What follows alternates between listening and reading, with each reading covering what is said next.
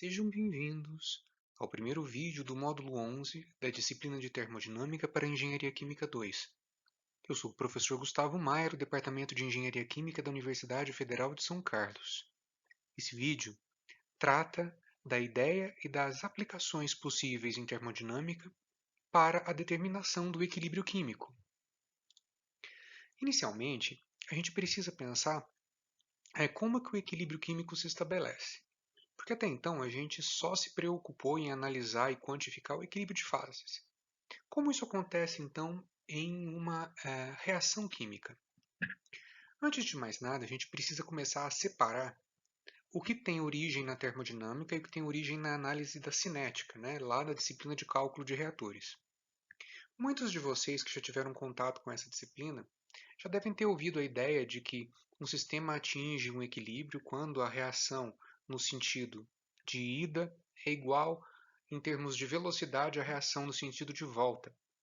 É uma análise do equilíbrio baseado num conceito cinético. Acontece que, do ponto de vista da termodinâmica, nós não somos capazes de analisar a velocidade com que uma reação progride no sentido de criar os produtos ou retorna para formar novamente reagentes. Então, a termodinâmica ela não consegue enxergar a velocidade. Acontece que numa condição de equilíbrio, isso acaba sendo uma consequência do equilíbrio e não a ideia primordial por trás dele.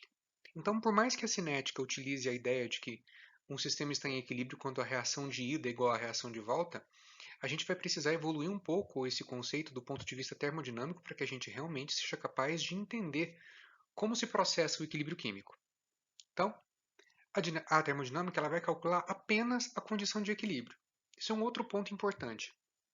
Mais uma vez, para quem teve experiência na disciplina de cálculo de reatores, ou ainda vai ter, você vai perceber que durante a evolução de uma reação química, durante o avanço da reação, nós podemos calcular as composições em várias condições que não sejam as condições de equilíbrio. No entanto, a termodinâmica ela só vai fornecer para a gente uma única condição, que é justamente a condição em que o sistema se apresenta no equilíbrio da reação química proposta numa dada temperatura e numa dada pressão. Então, de que formas a gente pode analisar o equilíbrio? Bom, do ponto de vista do equilíbrio de fases que nós já vimos até aqui, nós chegamos a uma análise que envolvia a igualdade de fugacidades. Mas uma análise que é interessante antes que a gente chegue propriamente a descrever um sistema do ponto de vista das fugacidades dos compostos presentes, nós podemos analisar a ideia de que um sistema em equilíbrio numa temperatura e numa pressão fixa no universo, ele tende sempre ao máximo de entropia e ao mínimo de energia livre de Gibbs. Nós temos aqui um gráfico, por exemplo, que ilustra a ideia do equilíbrio descrito dessa forma para uma reação química. A gente tem então aqui a energia livre de Gibbs total do meu sistema, nós temos aqui o grau de avanço, e se a gente escrever, se for possível medir a energia livre de Gibbs em relação ao grau de avanço, a gente vai ver que a reação química ela progride, ou seja, ela caminha no sentido de uma diminuição da energia livre de Gibbs que acontece nesse ponto aqui. Então, quando o grau de avanço ele vai para além disso, nós saímos da condição de equilíbrio e esse sistema ele vai tender a regressar a essa condição aqui. Nós poderíamos, é claro, analisar esse sistema do ponto de vista do máximo de entropia. Mas a energia livre de Gibbs é extremamente interessante para nós por um motivo muito simples. Ela está diretamente relacionada com o potencial químico e nós temos relações que descrevem a energia livre de Gibbs em função da temperatura e da pressão como uma função de geração para todas as propriedades de interesse para nós. Então é óbvio que é muito mais interessante eu utilizar o conceito de energia livre de Gibbs para descrever o equilíbrio de uma reação química e também o fato de que, considerando que esse valor é mínimo, nós temos aqui que a primeira derivada vale zero, Num processo que ocorre numa temperatura e numa pressão fixas, nós temos aqui que a primeira derivada num ponto de mínimo é zero. Isso vai ser bastante útil para que a gente seja capaz de quantificar o equilíbrio químico. Então, já deixei aqui a pergunta, por que nós usamos a energia livre de Gibbs? Então, ela é utilizada porque ela se relaciona diretamente com o potencial químico e nós temos aí equações muito interessantes e muito úteis em termodinâmica para essa finalidade. O que a gente deve fazer, então, para conectar essas informações? Quer dizer, como que eu, sabendo que numa condição de equilíbrio, as minhas variações de energia livre de Gibbs elas são iguais a zero e esse valor tende a um mínimo, como que eu vou conectar essas informações todas com aquilo que a gente já tem de termodinâmica? Então, para conectar a energia livre de Gibbs e o grau de avanço, a gente parte da equação que define o que é o potencial químico. Né? Então, nós temos aqui energia livre de Gibbs em função, né, do termo aqui de energia de mecânica, né, energia térmica, aqui nós temos o termo de energia química. Nós podemos evoluir esse sistema de tal forma que o número de mols presentes aqui no termo que agrega, né, a multiplicação com o potencial químico, a gente substitui isso pelo termo que envolve o grau de avanço. E veja, eu acabo de generalizar isso aqui, né? Eu utilizo aqui uma coordenada, quando a gente lida com reação química, uma coordenada que representa a reação química como um todo, e não as espécies individualmente, como a gente já tratou em vídeos anteriores. Então, como que a gente procede daqui para frente? Né? Nós temos, então, o conceito de equilíbrio. A gente vai utilizar essa derivada ser igual a zero num processo a temperatura e a pressão constantes. Então, os termos que envolvem variação de pressão e variação de temperatura, eles desaparecem e nós temos aí a simplificação dessa expressão para uma condição a T e P constante. Você vai falar, mas por que eu estou inicialmente avaliando uma condição na temperatura e na pressão constante? Não sei se você se recorda, mas para que esse sistema esteja em equilíbrio, a pressão e a temperatura não podem variar. Então, na condição onde essa derivada da minha energia livre de Gibbs, esse D de NG, DG, DT aí, em relação ao grau de avanço, se nós fizermos essa análise, nós só podemos realizar essa análise num processo onde a temperatura e a pressão são constantes, porque caso contrário, se esses valores não forem constantes, nós ainda não estamos na condição de equilíbrio. E se nós não estamos na condição de equilíbrio, a termodinâmica não pode nos dar uma resposta, ela não pode nos indicar como proceder o cálculo dessas propriedades. Né? Então, nós precisamos estar num processo AT e P constante. Então, o que nós vimos no gráfico do slide anterior nada mais era do que uma relação de derivada da energia livre de Gibbs em relação ao grau de avanço. Se vocês lembram do gráfico, ele era um gráfico de G em função de epsilon. Então, a derivada que nós estamos analisando é justamente em relação ao grau de avanço. Então, como os números estequiométricos são constantes e o potencial químico também, em relação ao grau de avanço, esse termo aqui desaparece e a única possibilidade desse sistema ser zero, né, é que esse termo aqui também seja. Então, nós temos isso aqui igualado a zero, porque é uma condição exigida para o equilíbrio.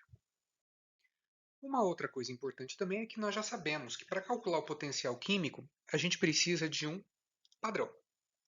Se vocês se recordam, né, se vocês puderem acessar, caso não se recordem, os vídeos onde a gente lida com o equilíbrio de fases, nós tínhamos um padrão, principalmente quando a gente tinha a análise da fase vapor ou de um gás, nós sempre utilizávamos como padrão a pressão, não é? A fugacidade nossa no estado padrão era a fugacidade de um gás ideal. Então, nós calculávamos, né, o potencial químico baseado num padrão estabelecido para a fase gasosa como um padrão de gás ideal. Até aí, perfeito. Quando nós tínhamos o líquido, o nosso padrão mudava, a gente não utilizava mais um gás ideal, nós usávamos uma substância pura nas condições de fase e de temperatura do sistema. Aqui para nós, por uma questão de pura comodidade, a gente não vai usar nenhum padrão nem outro, até porque a gente não está lidando com equilíbrio de fases ainda. Né? Existem, é claro, equações, reações químicas que acontecem durante um processo de equilíbrio de fase, mas não é o caso ainda, nós estamos lidando apenas com reações químicas em princípio, numa única fase, ou reações químicas em fase gasosa ou reações químicas em fase líquida. E como é esse bendito desse padrão genérico? A gente não vai utilizar, né, um valor específico de fugacidade para calcular, né, o meu potencial químico. Então, diferentemente dos problemas envolvendo equilíbrio de fases, onde o padrão de análise podia ser um gás ideal ou uma substância pura, como eu já descrevi aqui, a gente vai convenientemente deixar o padrão em aberto. Como é que fica isso? Então, nós temos aqui o potencial químico escrito de uma maneira genérica, lembrando que isso aqui vem de uma integral indefinida, né? É por isso que aparece essa constante aqui em função da temperatura, e isso aqui, evidentemente, é uma integração feita a t constante. Quando a gente escreve a energia livre de Gibbs em relação a um padrão genérico, a gente deixa também a fugacidade em genérica, né? Isso aqui é uma equação, na verdade, que descreve uma fugacidade padronizada qualquer. Tanto é que, por exemplo, se eu quiser utilizar aqui o gás ideal, aonde eu tenho esse F e zero, isso aqui vira P, que é a pressão. Se eu tenho, por exemplo, o padrão de substância pura, essa fugacidade ela vira a fugacidade do componente I puro. Então, é um coringa, né? Essa expressão ela funciona como um coringa. Para a gente calcular a diferença em relação ao padrão, nós temos aí uma relação também muito conhecida nossa, né? Lembrando que isso daqui, é claro, é um processo que envolve fugacidade de um componente numa mistura. Afinal de contas, pessoal, reações químicas acontecem durante uma mistura, não é isso? A gente vai fazer as devidas substituições do conceito, né, de energia livre de Gibbs com a somatória que nós já identificamos nos slides anteriores em relação ao número estequiométrico. Então, a gente quer calcular aqui a somatória, no caso, né, aqui a gente está substituindo pelo potencial químico, né? Se a gente for observar aqui, eu estou passando essa energia livre de Gibbs para o outro lado, vai ficar positivo, e aí nós substituímos o potencial químico aqui por essa expressão que vai sendo aberta dessa forma. Então, desenvolvendo isso daqui, nós realizamos aqui uma operação matemática. Se você observar só essa conta, ela vai parecer muito esquisita, porque de repente uma somatória virou um produtório. Mas isso acontece, pessoal, devido às propriedades da soma de logaritmos, né? A soma dos logaritmos ela dá aí o logaritmo de um produto. Então, se você somar o ln de A mais ln de B mais ln de C, isso é o equivalente do ln de A vezes B vezes C. Então, o que nós estamos fazendo aqui, ó, passando dessa equação para essa, nós estamos aplicando duas propriedades dos logaritmos aqui. A primeira delas, inclusive, se você observar aqui, ó, né, vamos voltar na expressão, o número estequiométrico que multiplica essa expressão aqui, ó, ele vai para a parte de cima. Então, é aquela propriedade de uma constante vezes o ln de x é igual ao ln de x elevado a essa constante. Então, ela subiu. Eu não posso tirá-la de dentro da somatória, porque aqui eu tenho somatório de números estequiométricos. Então, isso tem que permanecer aqui.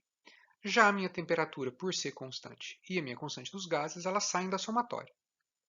Isso aqui, pessoal, é uma coisa muito simples de analisar.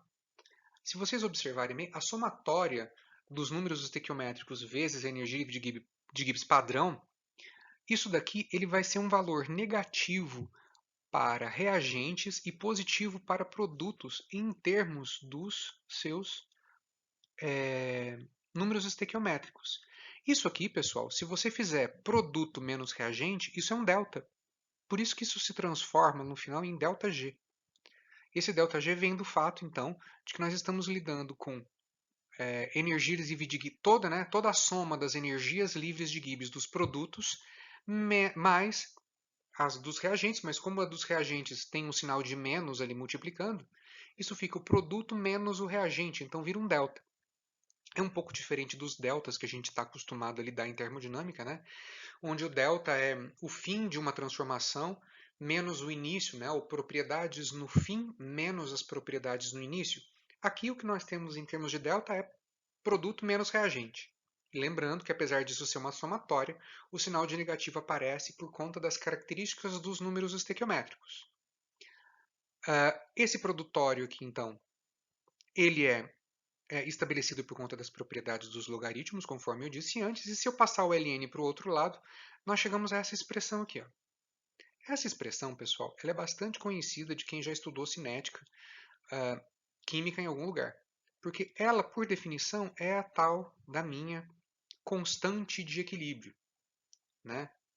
Então, nós precisamos aí pensar em termos da relação tanto com a energia livre de Gibbs, né, quanto com esse produtório de fugacidades aqui. Quando a gente efetuar os cálculos para reações químicas, vocês vão ver que nós vamos utilizar os dois lados como uma parte importante. Eu já posso até adiantar para vocês. Esse lado aqui do cálculo da exponencial da energia livre de Gibbs, ela vai ser vital para a determinação desse valor de K. Uma vez determinado o K, essas fugacidades aqui elas vão se relacionar com a composição do meu sistema. Então, através do K, eu calculo a composição de equilíbrio do meu sistema. A gente vai ficar, por enquanto, com algumas perguntas no ar. Ao longo dos vídeos desse módulo, a gente vai respondendo elas, mas algumas eu posso até adiantar por aqui. Por exemplo, o que são esses padrões? Quais são esses padrões possíveis e como a gente escolhe eles de uma maneira a corresponder ao que a gente precisa? Como que a gente determina as energias livres de Gibbs padrão? O que a constante de equilíbrio significa na prática? E outra, ela é realmente uma constante? A gente precisa parar para se perguntar cada uma dessas informações aqui. Algumas a gente já pode adiantar, por exemplo. O que são esses padrões? Bom, os padrões de reação química são condições especialmente escolhidas onde eu posso reproduzir essa reação química em laboratório, por exemplo. Então, eu vou ter algumas condições padronizadas que vão ser úteis para mim. Quais são os padrões possíveis e como a gente escolhe? A gente vai ver isso nos próximos vídeos. Como a gente determina a energia livre de Gibbs padrão? Laboratório. A gente precisa conduzir uma determinada reação química no laboratório, numa determinada condição controlada, para obter dados experimentais que nos permitam aplicar na nossa reação química, no nosso sistema reativo, que não precisa necessariamente acontecer na mesma temperatura e na mesma pressão das medidas de laboratório. A gente vai também abordar isso nos próximos vídeos. O que a constante de equilíbrio significa na prática? Por mais que a gente entenda essa constante como uma relação de velocidades de ida e velocidades de volta, a gente precisa ficar muito atento ao fato de que a constante de equilíbrio ela é uma propriedade termodinâmica, ela não é uma propriedade cinética. Como ela é calculada e definida em condições de equilíbrio, ela representa o ponto aonde a sua reação química ela atinge o máximo de conversão, é a conversão máxima possível. Nós já temos a ideia de que reações químicas nunca convertem 100% dos seus reagentes em produtos. Então, essa constante ela estabelece para você um parâmetro que te permite determinar quais são as composições, qual a composição de todos os componentes envolvidos na condição de equilíbrio. E outra pergunta, se K é uma constante de fato. A grande verdade é que ela não é constante, ela é altamente dependente da temperatura, em alguns casos muito dependente. Então, a gente precisa pensar que, na realidade, chamar ela de constante de equilíbrio é uma aproximação um tanto grotesca. Ela não é constante, na verdade. Mas como uma reação química acontece numa temperatura fixa, para essa dada temperatura ela pode ser considerada constante. Então, por isso, a gente acaba utilizando essa nomenclatura sem grandes problemas. Nossa bibliografia continua sendo a Introdução à Termodinâmica da Engenharia Química. Vocês podem ter percebido que esse vídeo foi um vídeo relativamente rápido. Peço, é claro, que vocês não tenham tanto pânico do equacionamento. As equações elas são visualmente pouco convidativas, mas ela não tem absolutamente nenhuma dificuldade de solução. Isso eu posso lhes garantir. A gente vai solucionar problemas envolvendo essas equações nos vídeos do módulo 11 e do módulo 12. Eu agradeço a atenção de todos vocês. Postem, por favor, as suas dúvidas e, é claro, nós nos encontramos nos próximos vídeos. Um grande abraço.